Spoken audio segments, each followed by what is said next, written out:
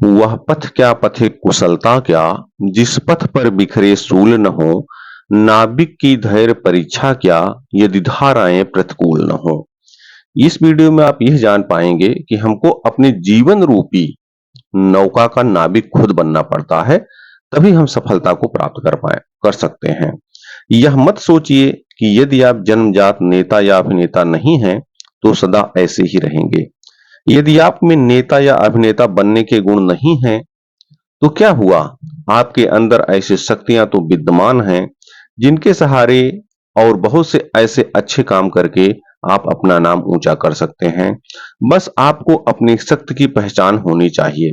इतिहास के पृष्ठ ऐसे लोगों से भरे पड़े हैं, जिनमें नेतृत्व करने की योग्यता नहीं थी, परंतु फिर भी वे अपने कठोर परिश्रम, अपने प्रयत्नों से ही अपनी योग्यताओं का विकास करके महान नेता बन गए।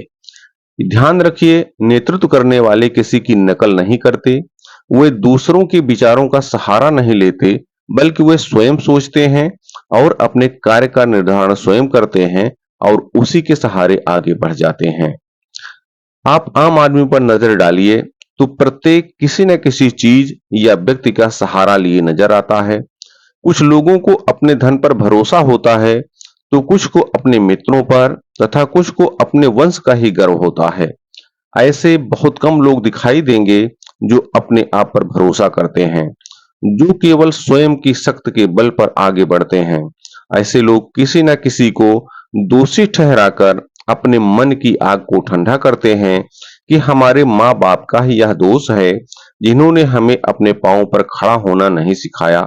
इसमें भला हमारा क्या दोष है?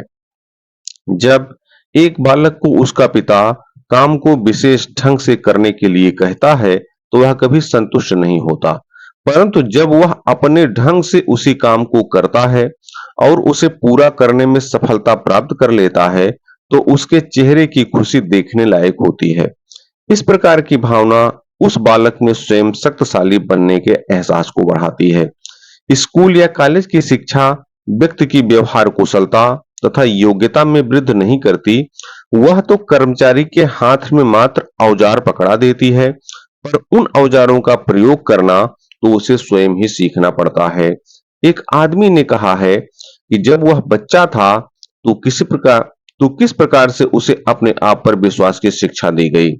मुझे ब्लैक बोर्ड की ओर भेजा जाता था, मेरे मन में संदेह होता था, शंका होती थी। मेरे अध्यापक बराबर ये कहते थे कि पाठ अवश्य पढ़ना। उनके स्वर में बहुत क्रोध होता था। वो यही कहते थे कि मैं केवल प्रश्नों का उत्तर चाहता हूँ, कोई बहाना नहीं सुनना चाहता।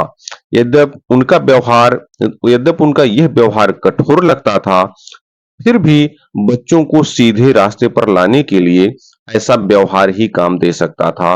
उसी व्यवहार का परिणाम यह था कि एक माह से भी कम समय में मैं उन सब प्रश्नों के उत्तर निकालने लगा जो मुझे सबसे कठिन लगते थे। वे बताते हैं कि एक दिन मुझे अध्यापक ने ब्लैक बोर्ड पर एक नया प्रश्न हल करने के लिए कहा।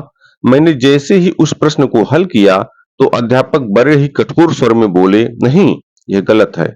मेरे पश्चात उन्होंने किसी दूसरे छात्र को बुलाकर उस प्रश्न को हल करने के लिए कहा। उसने भी उसी तरीके से उस सवाल को निकाला जैसे मैंने निकाला था। हम दोनों का उत्तर एक ही था।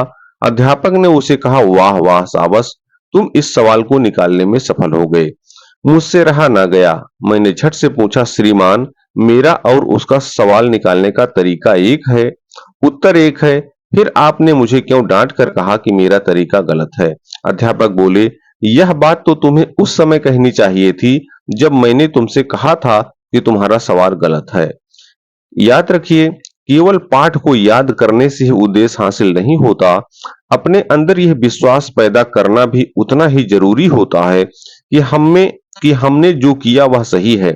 ये तुम अपने अंदर यह विश्वास पैदा कर लोगे कि जो काम मैंने किया है वह बिल्कुल ठीक है, तो तुम्हें सफल होने से कोई नहीं रोक सकता। प्रत्येक महत्वाकांक्षी मनुष्य का लक्ष्य शक्ति प्राप्त करना होता है, परंतु दूसरों की नकल करने से, दूसरे पर निर्भर रहने से व्यक्ति में केवल दुर्बलता ही आती है। शक्ति तो स्वयं से ही पैदा होती है। पहलवानों के अखाड़े के पास बैठकर हम अपने शरीर को शक्तिशाली नहीं बना सकते। वहां दूसरे लोग यदि व्यायाम करते हैं तो हमारे अंदर शक्ति कैसे आ सकती है? यह तो तभी संभव हो सकता है जब आप स्वयं व्यायाम करें। यदि आप ये सोचते हैं कि कोई दूसरा व्यक्ति आपके लिए काम करे, तो यह कैसे संभव हो सकता है? दूसरों के भरोसे, उनकी सहायता से आगे बढ़कर अपने को अपंग बनाने वालों का भला क्या उपाय हो सकता है? इससे तो इंसान की अपनी सारी शक्तियां दम तोड़ देती हैं, बुद्धि कुंठित हो जाती है। जो दूसरों की सहायता का मोहताज हो जाता है, जो अपना हाथ तक हिलाना नहीं जानता, वह भला क्या कर सकेगा? आप मजबूत शरीर के हैं, आपके चौड़े कंधे हैं, सुंदर और मजबूत दो हाथ हैं, 80-100 किलो के करीब आपका वजन है, सब प्रकार से स्वस्थ हैं, फिर भी आप ये दूसरों से मदद मांगते हैं, तो इसे आप क्या कहेंगे? आपके बारे में क्या सोचा जाएगा? आपने कभी ये सोचा है कि आप जिन लोगों को जानते हैं, उनमें से कितने ऐसे हैं जो किसी की सहायता मिलने की प्रतीक्षा कर रहे हैं? सत्य तो यह है कि इनमें से बहुत से लोग तो यह भी नहीं जानते कि उन्हें यह सहायता आखिर कहां से और कैसे प्राप्त होगी, लेकिन वे फिर भी इंतजार करते रहते हैं और सोचते रहते हैं कि बस अब उनका काम बनने वाला है, उनके उन्नत के द्वार खुलने वाले हैं, कोई अलादीन का चिराग आएगा और उनके सारे कष्ट दूर हो जाएंगे। कुछ युवा अपने पिता की संपत्ति को पाने की आशा पर ही काम करना छोड़ देते हैं अथवा किसी न किसी रिश्तेदार के सहारे की आशाएं लगाए बैठे रहते हैं। मेरे विचार में ऐसे लोग अपनी ही भूल के कारण आगे बढ़ने से रह जाते हैं। इंसान को चाहिए कि वह केवल अपने भरोसे ही चलना सीखे। बैसाखियों का सहारा तो अपंग व्यक्ति लेते हैं। आत्मविश्वास सब प्रकार की सफलताओं की कुंजी है। इसी आत्मिक विश्वास के सहारे मनुष्य दूसरों की सहायता पाने में सफल हो सकता है। एक बड़ी कंपनी के प्रबंधक के शब्दों में, मैं अपने बेटे को और किसी कंपनी में नियुक्त करवाने का प्रयत्न कर रहा हूं जहां उसे कठिनाइयों का सामना करना पड़े, क्योंकि इससे उसकी सहनशक्ति और कुशलता विकसित होगी। यदि मैं उसे अपनी कंपनी में रखूंगा तो वह सदा मेरा सहारा ही ढूंढता रहेगा। जो माँ बाप अपने बेटों को अधिक लाड़ प्यार करते हैं, जब बच्चा चाहे तब काम पर जाए, जब ना चाहे तब काम पर ना जाए, इससे ही तो उस बच्चे का भविष्य बिगड़ता है। ऐसे बच्चे जीवन में कुछ नहीं कर सकते। इसलिए हर युवा के लिए यह आवश्यक है कि वे अपना काम स्वयं करने की आदत शुरू से ही डाल लें। माँ बाप, दोस्त तथा अन्य संबंधियों के सहारे आगे बढ़ने की आशा छोड़कर अपनी ही शक्ति से आगे बढ़ने का प्रयास करें। जिस क्षण आप दूसरों की मदद लेना छोड़ देते हैं, उसी समय आपके अंदर आत्मनिर्भरता की शक्ति पैदा हो जाती है और उसी समय से आप दूसरों की ओर देखना बंद कर देते हैं। अपनी असफलता को भी देखकर कभी ना घबराएं। यह दृढ़ निश्चय करके काम में जुट जाएं कि यदि मुझे आगे बढ़ना है तो केवल अपनी ही शक्ति से आगे बढ़ना है। आपको मान आदर तो तभी प्राप्त होगा जब आप सफल बनकर दुनिया के सामने आएंगे। यदि आप एक के पश्चात दूसरे व्यक्ति के आगे हाथ फैलाना शुरू कर देंगे तो आपकी अपनी पहचान ही समाप्त हो जाएगी। फिर संसार आपका सम्मान नहीं करेगा। जब समुद्र शांत हो तो जहाज के चालक को बहुत अधिक होशियारी से उसे चलाने की जरूरत नहीं पड़ती, किंतु जैसे ही तूफान आता है, जब जहाज को डूबने का खतरा नजर आता है, तो जहाज का चालक अधिक सावधानी बरतने लगता है, क्योंकि उस चालक की योग्यता को खतरा पैदा हो जाता है। जहाज में बैठे सब लोग घबरा रहे होते हैं, तो चालक मुस्कुराता हुआ संपूर्ण योग्यता को काम में लाकर अपने जहाज को तूफान से बचा ले जाता है। याद रखिए, संकट के ही क्षणों में गुणी आदमी की परीक्षा होती है। थोड़ी पूंजी लगाकर जब कोई इंसान अपने व्यापार को बढ़ाता है तो उसे बरसों कठोर परिश्रम करना पड़ता है। भले ही उसकी पूंजी कम होती है, मगर वह अपने ग्राहकों को अपने व्यवहार के जाल में फांसकर ही उनसे कमाता है। धीरे धीरे उसकी पूंजी भी बढ़ती जाती है और वह एक दिन सफल और बड़ा व्यापारी बन जाता है। वास्तव में ऐसी शक्ति हर इंसान के अंदर विद्यमान है। आम हालात में तो वह इस शक्ति को पहचान नहीं पाता, मगर जैसे ही वह संकटों से घिर जाता है तो यह शक्ति बाहर निकलकर उसकी सहायता करती है। जिन कामों को इससे पहले वह असंभव समझता था, वही काम पूरे होने लगते हैं। एक प्रचलित कहावत है, आवश्यकता ही आविष्कार की जननी है। यह आवश्यकता का ही कमाल है कि इसने मानव जाति को क्या कुछ नहीं दे डाला।